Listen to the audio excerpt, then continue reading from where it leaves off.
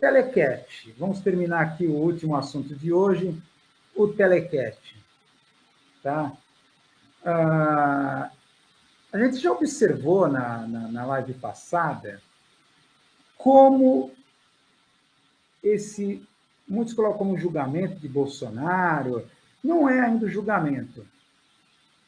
Foi a questão da aceitação ou não da denúncia do PGR do Gonê, que vocês estão vendo lá de fundo. Tá?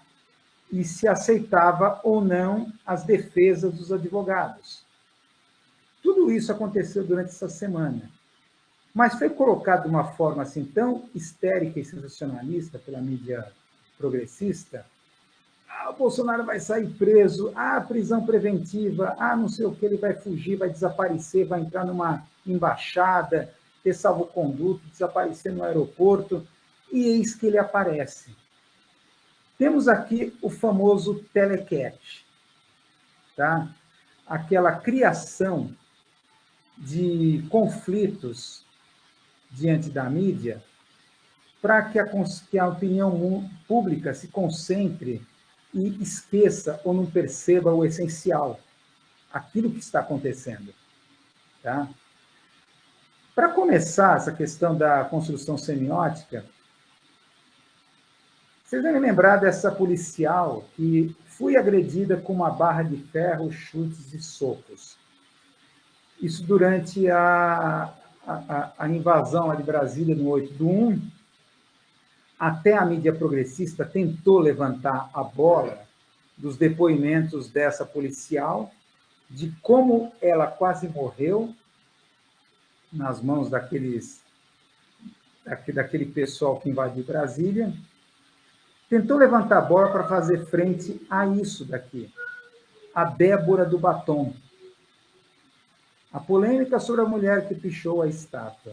O caso Débora alimenta discussão sobre dosimetria de penas e pedidos por anistia. Então, a Globo juntou aqui, a gente fala de inteligência semiótica. A grande mídia, em especial a Globo News, ela pauta a extrema-direita. Então, já juntou a discussão da dosimetria com pedidos de anistia. Tá? Então, a Débora do Batom, uma mulher com seus filhos, ela vai ser presa, ela já está presa, né? Então, ela tem filhos, tudo porque ela quis pichar com o seu batom. Então, criou-se uma figura idílica, tem que ser uma mulher, algo mais feminino do que batom impossível. O que o batom pode ser de ameaçador, de violento? E na entrevista, vocês devem ter acompanhado, ela colocando assim como uma, tipo, cair de gaiata no navio, eu não sabia o que estava acontecendo. Uma mulher chegou, me ajuda a pichar aqui, eu estou tentando pichar, mas com isso que eu tenho não dá para escrever, você tem o batom. E ela acabou caindo como gaiata. Tipo, turista acidental. Foi presa por acidente, é o que deu para perceber. É o que foi promovido, foi bombado aí pela extrema-direita, indiretamente pela grande mídia. A gente sabe que ela está na cadeia por 5 acusações, não é aquela questão da pichação do batom. A gente sabe muito bem disso. Tá? E essa questão da mãe, tem filho menor de 12 anos para cuidar. Mas espera aí, essa mulher estava há 4 dias naqueles acampamentos golpistas, sob a guarda militar, sob a égide do Exército. Tá? Então, que mãe é essa que está há 4 dias lá nos acampamentos golpistas, etc.? Acontece que, com o investimento da grande mídia, ao sugerir essa pauta, levando para a anistia e a pressão da extrema-direita, está aqui, como a PL da anistia impacta envolvidos no 8 de janeiro. E a figura da Débora do Batom. Aí, virou uma figura popular, tipo um caso exemplar. Olha, é a dosimetria, estão punindo um excesso de punição e tal. Sentiu o baque, sentiu o impacto, o que acontece? Grupo Prerrogativas quer estender benefício dado a golpista para todas as presas. Então, é aquela coisa... Grupo Prerrogativas, quer dizer, aqui do campo da esquerda progressista, que está dando combustível a essa judicialização, como a gente pode dizer, essa terceirização da prática política da esquerda. Então, o Grupo Prerrogativas aceita. E o próprio Xandão aceitou, tirou a mulher da cadeia, a Débora do Batom. Sentiu o impacto, a propaganda da grande mídia e da extrema-direita. E aí o Grupo Prerrogativas quer estender o benefício. Então, vai ser a negras, a mulheres, a pobres, tal. Ou seja, dando combustível a essa discussão da dosimetria e dando combustível à discussão da anistia, em outras palavras. Tá? Então, você vê aquilo que esse humilde blogueiro já estava esperando, questiúnculas jurídicas começam a entrar em discussão. Dosimetria começa a entrar. E aí o Fux, que a gente já discutiu isso na live passada, diverge de Moraes sobre o caso da mulher que pichou a estátua. Então, isso virou o grande ariete, né, semiótico, ideológico aqui para a extrema-direita. Aí você vê muito lúcido os textos desse cara, eu convido vocês a darem uma olhada, esse texto do Roberto Amaral, lá no Brasil 247 e na Carta Capital. O julgamento dos golpistas é uma virada de página. Cientista político, e ele foi ex-ministro da Ciência e Tecnologia no governo Lula I. Tá? Eu vou ler um trecho aqui do texto dele, que ele coloca logo à abertura,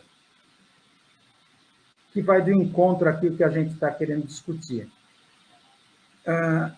Escreve ele, o Roberto Amaral. O país assiste a um dos momentos mais importantes da construção republicana, mas dele parece ausente a nação, mal informada pela grande imprensa, que reduz o fato político essencial a questiúnculas jurídicas, e pelos partidos desmobilizados e desmobilizantes, perigosamente desafeitos à ação. Ele está colocando aqui aos partidos de esquerda, movimentos sociais, sindicatos, partidos políticos, que estão desmobilizados, desmobilizantes, perigosamente desafeitos à ação. E ele continua: enquanto o dever coletivo seria esclarecer a opinião pública, carente de debate e presa das milícias digitais, a esquerda, estranho destino, conforma-se como plateia cansada. Cruzamos os braços e nos quedamos em cômoda tranquilidade, porque delegamos nossos destinos da nação e país ao STF. Eu convido vocês a darem uma lida nesse texto aqui do Roberto Amaral, sobre um país que cruzou os braços e assiste a tudo, porque tudo foi delegado ao STF. Então, a gente vê o julgamento do STF como se fosse uma final de Copa do Mundo. Eu até brinquei aqui outro dia. Eu entrei na universidade em 1980. Entrei na universidade, como é aquele momento que estava ocorrendo a abertura política, durante a ditadura militar. Ainda havia uma ditadura militar recalcitrante que queria se manter no poder. E, é claro, entrei na universidade em 1980, querendo ser de esquerda, claro. Eu quero transformar a sociedade, eu quero fazer a revolução. E como se faz isso? Lendo os clássicos da sociologia, da ciência política, da antropologia, da filosofia, que era a forma de transformação social. Você, de esquerda, deveria ter que ler isso. Tá? Hoje, se você for pensar em ser de esquerda, não é mais Durkheim, Marx e Weber, tá? Norberto Bobbio e outros clássicos do direito. Você vai ter que fazer direito, não é mais ciências sociais.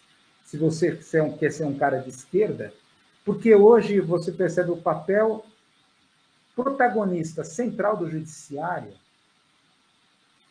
tá? Enquanto isso, as massas vêm bestificadas a tudo que está acontecendo, não conseguindo compreender nada, que é a questão aqui levantada pelo Roberto Amaral, nesse texto. A mídia não esclarece nada, nem o significado político disso. Ainda nas questões, essas questiúnculas como dosimetria, pesca comprobatória e outros conceitos do juridiquês, que apenas confunde as massas. Enquanto para elas não estão nem aí. Elas estão pensando na sua sobrevivência, no dia a dia. A luta pela defesa da democracia é algo abstrato para a sociedade. A sociedade está pensando em salvar seu celular, se salvar do crime organizado, procurando emprego, tá? Tentando tocar a própria vida. Então, o que você vê a extrema-direita levando a esquerda para esse tipo de situação, e o que é pior, o que eu acho mais irônico, um STF, que em 2018 não concedeu habeas corpus a Lula, mandando ele para a prisão e abrindo caminho para Bolsonaro eleger esse presidente, agora réu. Tá? Essa é a grande ironia, a primeira ironia que eu levanto. Tá? Esse mesmo STF negou o habeas corpus. As críticas que o Zanin fazia, as delações premiadas, hoje você vê na boca dos defensores da turma lá do Bolsonaro. As críticas às delações premiadas do Cid, do Mauro Cid. O Zanin, hoje ministro do STF, fazia a mesma coisa. Então você vê uma coisa bizarra, que é essa judicialização da política. Tá? O que desarma completamente a esquerda, como é colocado aqui no texto excelente do Roberto Amaral. Como é que ele coloca aqui? Cruzamos os braços porque delegamos nossos destinos de nação e país ao STF. Tá? O que ocorre também é um fenômeno curioso. Você vê em quantas discussões levantadas, mesmo até pela esquerda, como pela grande mídia, nessas questiúnculas do juridiquês, questão de tecnicalidade, foi um julgamento técnico, um argumento técnico ou ideológico, etc. Enquanto tentam despolitizar o julgamento dos indiciados do 8 de 1, por outro lado, a extrema-direita politiza. Todo o argumento, toda a estratégia que está sendo usada agora pelo Bolsonaro é politizar. Tá? O que me levanta a questão, que me leva à questão inicial aqui de tudo isso que a gente está falando. Tentativa de golpe de Estado é uma questão política, não é penal. Tá? Aí a gente vê outra segunda ironia que eu vou colocar. Vou tentar puxar aqui pela minha memória, mas a tipificação de golpe de Estado no Código Penal estava na Lei de Segurança Nacional, de outra forma, colocada de outra maneira durante a ditadura militar. Jamais golpe de Estado foi colocado assim de uma forma tipificada, a não ser a lei número 19.000, se não me engano, 147, tá? Em que muda a Lei de Segurança Nacional e tipifica o golpe de Estado, e através de diversos artigos das características que são colocadas, por exemplo, aí na tipificação de golpe de Estado da Débora do Batom. Está tudo lá. Quem sancionou essa lei, que alterou a Lei de Segurança Nacional? Bolsonaro. Foi durante o governo Bolsonaro. Essa é a segunda ironia que eu coloco. Isso em 2021, essa lei é de 2021, tá? Bolsonaro tipifica golpe de Estado como um crime penal. Aí você começa a pensar, claro, num tipo de julgamento mais conspiratório. Peraí. Será que isso já está planejado mais lá para frente? Um tipo de estratégia, a gente sabe a questão da guerra híbrida, que trabalha com a ideia de piloto automático, que a gente chama aqui de efeito fliperama, questão da guerra híbrida.